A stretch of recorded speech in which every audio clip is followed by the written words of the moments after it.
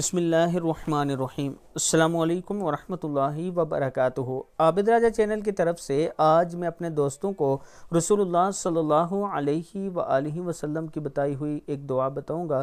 ساری مصیبتوں اور پریشانیوں کی یہ دعا ہے۔ رسول اللہ صلی اللہ علیہ وآلہ وسلم نے فرمایا، اللہم انی اعوذ بک من العجز والکسل والجبن والبخل والحرم وعذاب القبر، اللہم آت نفسی تقواها وزکیها انت خیر من زکاها انت ولیها ومولاها، اللہم انی اعوذ بک من علم لا ينفع ومن قلب لا يخشع ومن نفس لا تشبع ومن دعوة لا يستجاب لها۔ اے اللہ، میں تجھ سے تیری پناہ میں آتا ہوں، عاجز ہو جانے، سستی، بزدلی، بخل، سخت بڑھاپے، قبر کے عذاب سے۔ اے اللہ، میرے دل کو تقوی دے، اس کو پاکیزہ کر۔ تو ہی اس دل کو سب سے بہتر پاک کرنے والا ہے، تو ہی اس کا رکھوالا ہے اور اس کا مددگار ہے۔ اے اللہ، میں تجھ سے ایسے علم سے تیری پناہ مانگتا ہوں جو کوئی فائدہ نہ دے، اور ایسے دل سے جو تیرے آگے جھک کر مطمئن نہ ہو،